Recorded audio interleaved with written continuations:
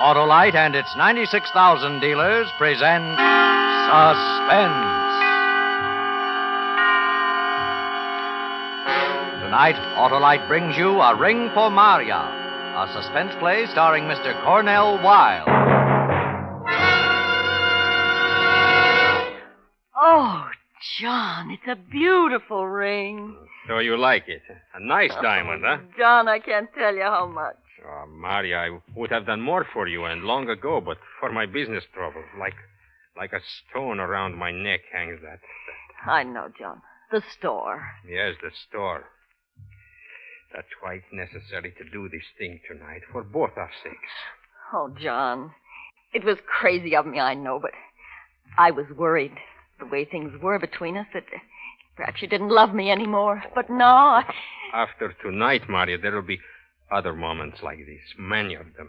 When we get our money from the fire insurance company, we needn't rush back into business again. After all, we have been working hard for nearly 10 years. We'll go someplace, enjoy ourselves first, together. I can hardly believe it.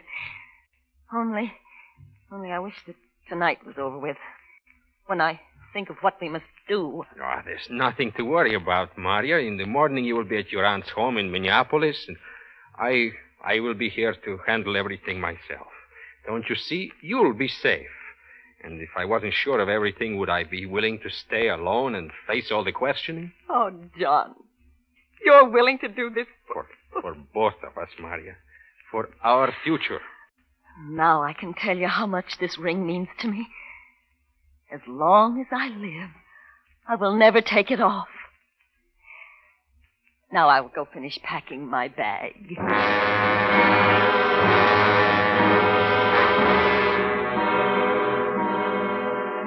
She kissed me before she went, and then I sat there on the couch and rubbed away at my mouth. She always smelled like laundry water, I thought. She was so big, older than I was. No, she had never appealed to me as the kind of woman I should have. If I hadn't been so frightened by America when I first arrived, I would never have married her at all. But Marya and the marriage settlement her father offered, he wanted her to have a nice boy from the old country, he said. Yes, Marya and the money seemed to go with this great new land. No more slaving for a living. I could start a business and this big blonde would work. But now our business at the store had gone to pieces, so burn the store. With the fire insurance money, I would have a chance for the kind of life I deserved. Oh, it was a smart touch to give her the ring. With that blinding her eyes, she'd do whatever I wanted her to do. And afterwards, there'd be no trouble divorcing her. I had tested her in quarrels. She was the kind that takes her beatings silently. In just a moment, Mr. Cornell Wilde in the first act of A Ring for Marya. Ringing in the new year early, Harlow? Why, no, Hap. Those are only the 3 chimes. What 3 chimes? The 3 chimes a year an Autolite Stay Full battery needs water in normal car use. Harlow, you deserve life for that.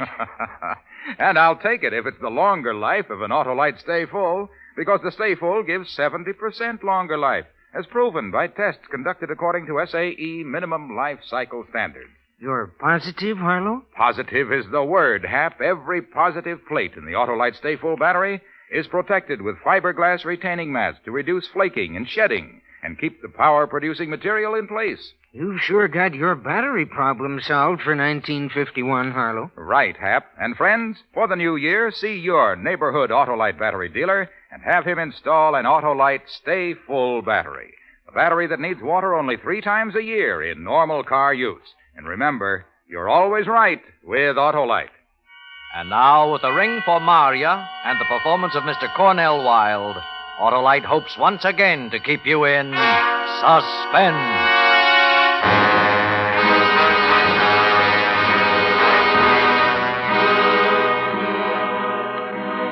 Before I left the house, I told Marya to be sure and telephone her aunt in Minneapolis that she was coming. Then I stopped in at a bar and ordered a whiskey.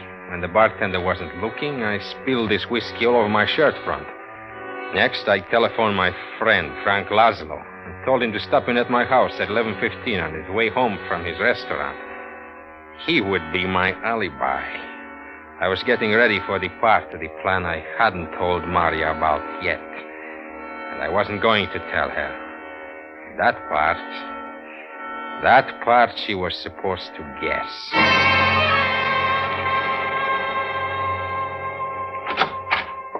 John? Oh, I'm so glad you're back. I tried not to think of it, but... John, you look... What's the matter? I can't do it. What? I can't go. I can't trust myself. I even had some drinks to get up my nerve, but... No, I've been through too much all these months worrying. You have been drinking. I can smell it. You never drink. I told you, I had to do something. I tried to pretend that I was brave, that this thing tonight, because it meant so much to us, I would go through with it, but I can't. I can't. It takes a stronger person than I am. Oh, but, John, if you mean the fire, burning the store, I'm glad we're not going. It was a terrible thing anyway. I'm glad. What are you glad about? The insurance is our only hope. Do you know what it means? Without it, we have nothing. It's the end of things, of you and me, of everything. I will have to go away alone. I couldn't go on with you knowing that I'm a failure as a man. John, it is not the end. I can take the store. We'll begin fresh again. No. It was the only thing. Now we shall fail. I shall just go somewhere and disappear, and you... Yes? Yes, John? What about me? That's what I hate to think about.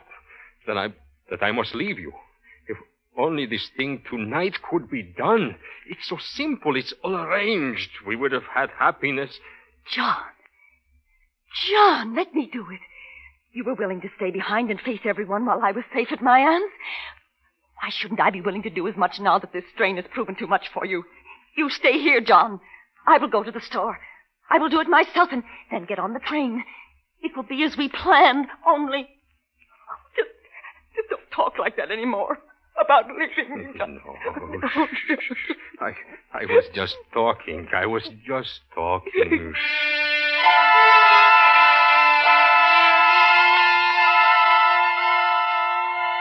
It was 11:15.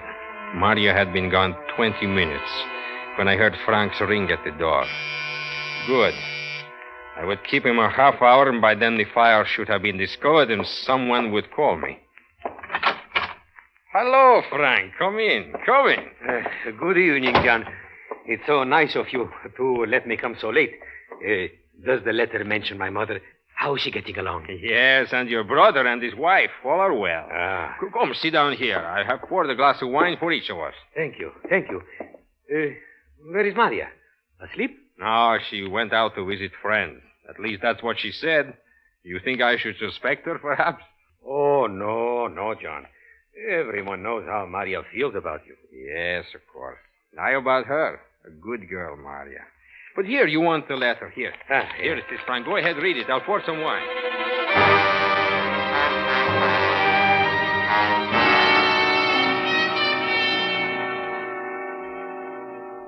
John, a whole bottle of wine we put away. I'll never be able to sleep. And it's nearly midnight. Don't be foolish. It's wine, not that ink you sell for coffee. You'll sleep. Well, I'm off. Thanks for calling me about the letter. Don't go, Frank. I don't get to see you often. Your phone, John. Answer it. I will find my way out. Oh, well, all right, Frank. It is nearly midnight, eh? 7 minutes to. Good night. Good night. Hello? Hello, is there someone on the line? What is that? Who is it?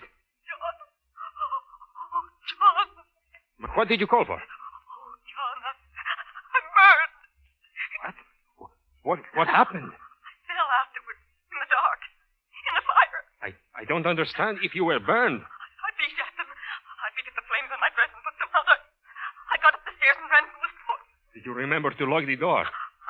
I don't know. I was in pain, I tell you. I walked and cried. I didn't know what to do. And then I saw a little bar. I waited till it was almost empty, and that's where I am now. In the telephone booth. Oh, John. Tom, do something for me. But if you're in a bar, the people, can they see? No, I took my coat off when I went into the store before I went down to the basement. That's why the fire burned through my dress so quickly. Now I have my coat on. I can't tell. Marya, do you hear me? Yes, John. I'm coming with the car. Where is the place? A little bar. Clock Street. Near the railroad yard. Yes, I know. Leave the place and wait for me behind the freight loading platform where it is dark. I'll be there in 20 minutes. Don't talk to anyone. Don't let anyone see you too closely. You understand? Yes, John. Hurry.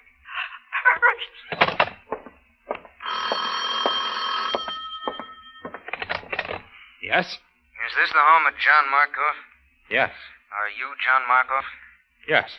Do you operate a stationery store at 410 Wells Street? Yes, that's my place. Why? What happened? This is the police department. There's a fire there. You better get right down. Fire in my place? How bad is it? How did it start? What's burning? Don't know any answers like that yet, Mr. Markov. I understand it's just striking out now, and they haven't been in the place yet to look around. You better get down there and help check. Shall I get word to them that you're coming? Well, yes, of course, right away. Mr. Markov. Yes? You've been home all night, Mr. Markov? Well, yes, why? You'd better hurry down. Yes, I will.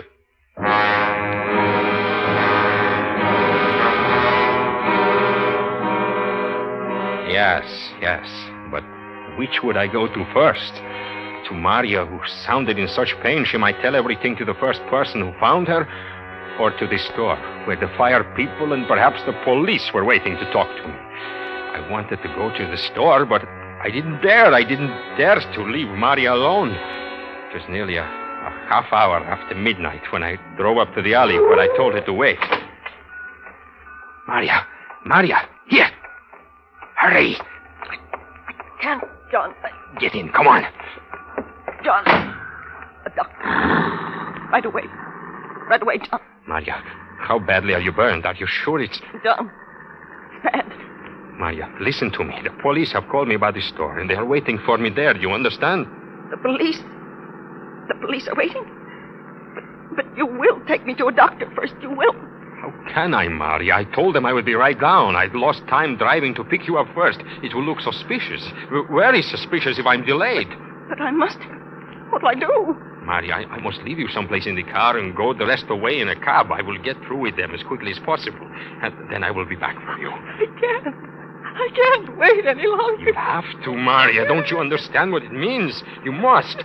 Promise that you will stay in the car quietly until I call. All right. All right.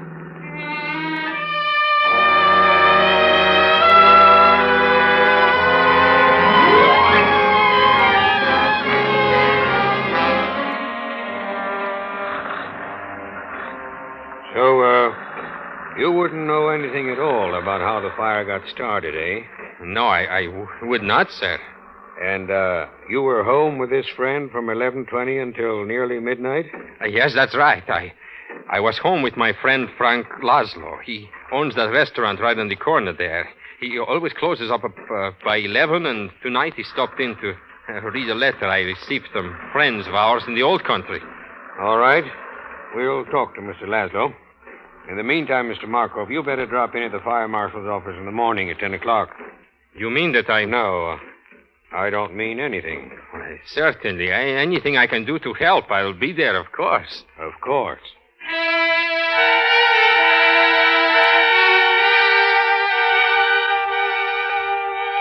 It had taken a half hour of the talking. I knew from their manner that they had found the kerosene, or smelled it. Then I was back at the car looking at Marya. She appeared unconscious, but when I started to drive away... You were gone so long. I couldn't help it, Marya. It wasn't pleasant, you know. Now, Dr. John, so he can do something for me. All right. John, how are you talking to me? You frighten me. Frighten you? What about me? Don't you think I am frightened? What do you suppose will happen if I take you to a doctor? He'll want to know everything, and he will have to report it. But somewhere, John, I must have treatment. Where? Name the place where taking you won't be the same as going straight to the police. Well, then, the police. Anybody who will help. John? John?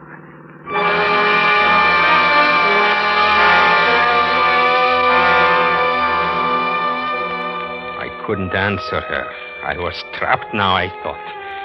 All I had to do was bring her in for help anywhere. No doctor, no hospital would treat her without reporting the case to police. And to take her home. If the police caught me bringing Marya there, if they found that she was burned, and I was helping her. For hours, it seemed, I drove that night wandering, thinking, trying frantically to find some solution, while Marya stared straight ahead, not speaking. Sometimes she would cry. Then it was quiet again. She slept. I wanted to get away from other cars, from people. So I turned onto an old dirt road that led along the river. When I got to a dark spot, I stopped. John? Yes, I'm here, Marya. Are we at the hospital? No. And there is no doctor? No, there is no doctor. There's no hospital. And there is not going to be any. You got yourself into this, and you got me into it. When you are found burned, it's prison for both of us. John, I said prison. Separate prisons, thank goodness. Anything to get away from you. Now, do you understand? Now, let me hear you say John again. Once more before I go. Yes. Once more. But let me touch you. Let me just touch you. What are you doing? No! Get back. Take your hands away from my face. John! John!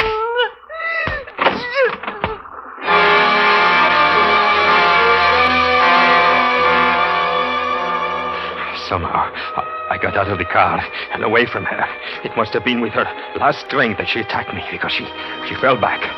But then when I stopped to look back, she was out of the car and standing unsteadily on the ground. I called, but she didn't hear. She turned, and I saw that she was trying to reach the river edge. She was weak, sagging under her weight, but she kept on and made it almost. At the very edge of the river, she slumped to the ground in a kneeling position. I started for her, but inside of me I felt only jelly. And then as I stood there, I saw she was doing something with her hands, as if wringing them. Then I realized she was taking off the ring, the diamond ring she had said she would keep on as long as she lived. It must have slipped from her hand because she started pawing around in the dirt. Then she got it, turned, and threw it at the car with all her strength. With the effort threw her off balance, and she slowly fell backward, like an old doll, into the water. She was gone. God. Now I was out of it.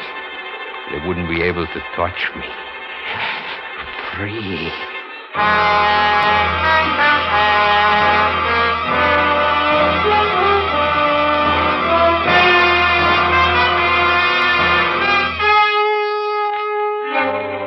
Autolite is bringing you Mr. Cornell Wilde with Irene Tedrow in A Ring for Marya, tonight's production in radio's outstanding theater of thrills, Suspense.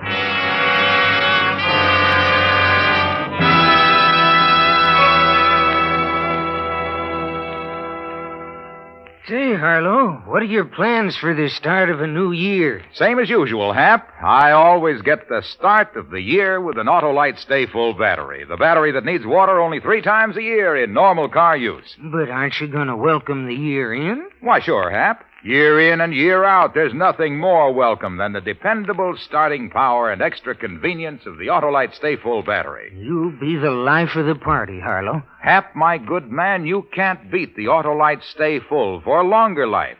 70% longer life, in fact, as proven by tests conducted according to SAE minimum life cycle standards. Aren't you going to raise your champagne glass, Harlow? You mean fiberglass, Hap, because every positive plate of an Autolite Stay Full battery is protected with a fiberglass retaining mat to reduce flaking and shedding and keep the power-producing materials in place. But, Harlow, everybody's going to... To start the new year by having their neighborhood Autolite battery dealer install an Autolite Stay Full, a battery that needs water only 3 times a year in normal car use.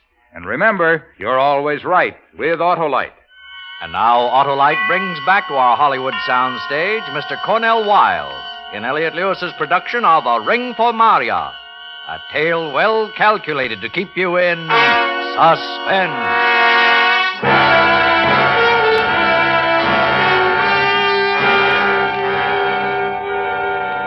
Early in the morning, I went to a police station. I had decided it would look odd when Marya's body was found if I had not reported her absence. They took her description and then... How about jewelry? Did she have any she might be wearing? Only her wedding ring and earrings. Gold earrings shaped like a hoop. Nothing else? Nothing. All right, Mr. Markov. We'll call you the moment we hear anything. But I think she'll be walking in on you soon. That's our experience in these cases.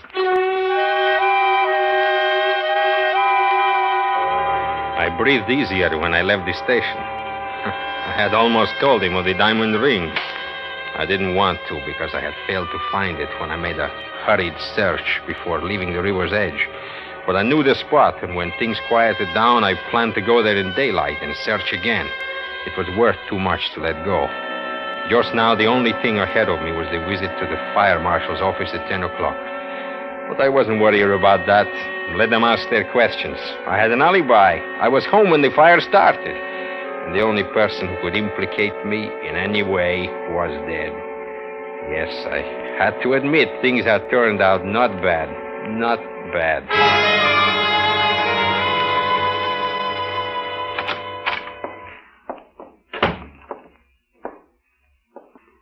Oh, yes, sir? My name is John Markov. I'm to see the fire marshal this morning. Oh, yes, Mr. Markov. Just a moment. Mr. Markov is here, Marshal. Very well. The marshal is coming out, Mr. Markov. Morning, Mr. Markov. Had a lot to think about. Yes, I've heard. The fire, and then this morning early you reported your wife missing, didn't you? Yes, I was going to tell you about it, too. I was already informed, and I'm afraid I have what may be bad news for you, Mr. Markov. The police think they found her. Found her? How? Where? Very unusual. You reported her as alive only last night, yet this morning, a half hour ago, her body was found floating in the river. The description tallies exactly. Floating? You mean she was drowned? Marya? I don't mean anything of the kind. Come along, Mr. Markov. Police are waiting for you to make positive identification at the morgue.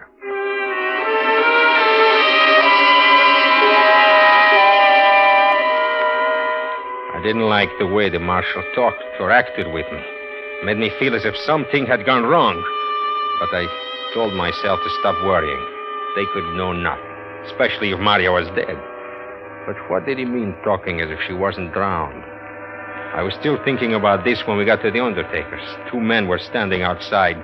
They nodded at the marshal, and something told me they must be detectives. Then one of them spoke to me. You're Mr. Markov? Yes. I'm Sergeant Holbrook with the Homicide Bureau of the Police Department, Mr. Markov. We'd like to take a look through your car. Is it here? Why, sure, go ahead. Let me have your keys, do you mind? Yes. We might have to move the car, one reason or another. Yes, all right. Come along Yes. this way, Mr. Markov, for the identification.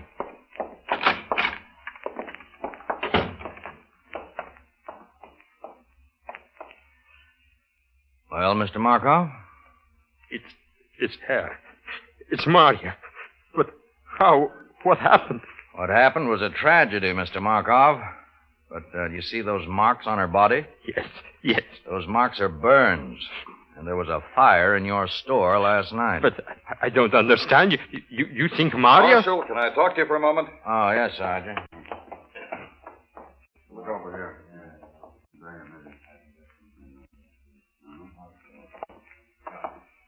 Mr. Markov, did you know your wife telephoned her aunt in Minneapolis last night and told her she was arriving for a visit there this morning? Did you or didn't you know that, Mr. Markov? You're awfully slow answering very simple questions. No, I did not know it. I see. Well, anyway, she did, Mr. Markov. You might like to know how we found out, would you? Why, yes. You see, when your wife wasn't on the morning train at 7 o'clock, her aunt got worried and telephoned your house, but got no answer. I was at the police station reporting Marya's absence. That's right. At 9:30, your wife's aunt telephoned again, but this time to your place of business. Naturally, she was told the line was out of order. Now she really was worried, and that's how we found out about it. She telephoned the police. I talked to her. Did you tell her about Marya? No, Mr. Markov. I knew a body had been found that answered the description of Mrs. Markov, but I wasn't sure yet. I'm only sure now. But Mrs. Markov's aunt told me something else. It seemed that your wife was very happy about a gift you gave her last night, and naturally, as women will, she had to talk about it. She told her aunt. You remember the gift? Oh, yes, of course. It slipped my mind in all this that has happened. The ring, you mean? The diamond ring, you mean? That's right, Mr. Markov. She was wearing that ring, wasn't she, when you last saw her? Yes, I forgot. She must have been wearing that. That's right. And she left the house before the fire, naturally, about 11, you reported. And you never saw her after that until this morning, here? No, I did not. You're sure? You're very sure of that? Yes, I'm sure. Then how is it, Mr. Markov, that when we looked at your car just now, we saw something that had been caught in the rain scupper that runs along the side of the body over the windows? And this, Mr. Markov, is what we found stuck in there along with some loose, fine gravel. This diamond ring. What of it? The coroner's physician found no water in your wife's lungs. She didn't drown. In his opinion, she died from heart failure, directly superinduced by her pain and burns. How did this terribly injured woman get to the river, miles from the scene of the fire? The diamond ring tells us the answer. She was taken there and thrown in. Thrown in by you, who watched her die, even though you might have perhaps saved her life by getting medical aid for her. But I didn't throw her in. She fell in, I tell you. She fell in. It was an accident. No, Mr. Markov. We don't talk the same language. In mine, the death of your wife was murder.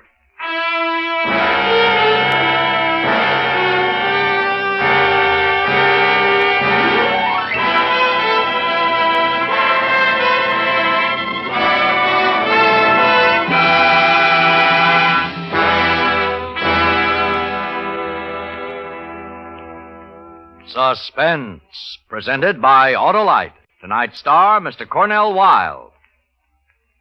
Well, see you next year, Harlow. Okay, Hap, and in the meantime, don't forget Don't forget what? that Autolite makes over 400 products for cars, trucks, planes, and boats in 28 plants coast to coast. These include complete electrical systems used as original factory equipment on many leading makes of America's finest cars. Electric windshield wipers, starting motors, voltage regulators, coils, distributors, wire and cable, generators. So, friends, don't accept electrical parts supposed to be as good. Ask for and insist on original factory parts at your neighborhood service station, car dealer, garage, or repair shop. And because all Autolite parts are original factory parts, you can be sure you're right, because you're always right with Autolite. Next week on Suspense, Mr. Mickey Rooney as star of Alibi Me. And in weeks to come, you will hear such famous stars as Ginger Rogers, Eve Arden, and Ezio Pinza, all appearing in tales well calculated to keep you in suspense. Suspense is produced and directed by Elliott Lewis, with music composed by Lucien Moraweck and conducted by Lud Gluskin. A Ring for Marya was written for Suspense by Louis Pollock. Cornell Wilde is next to be seen in the new RKO Technicolor production, Sons of the Musketeers. And remember, next week on Suspense, Mr. Mickey Rooney in Alibi Me.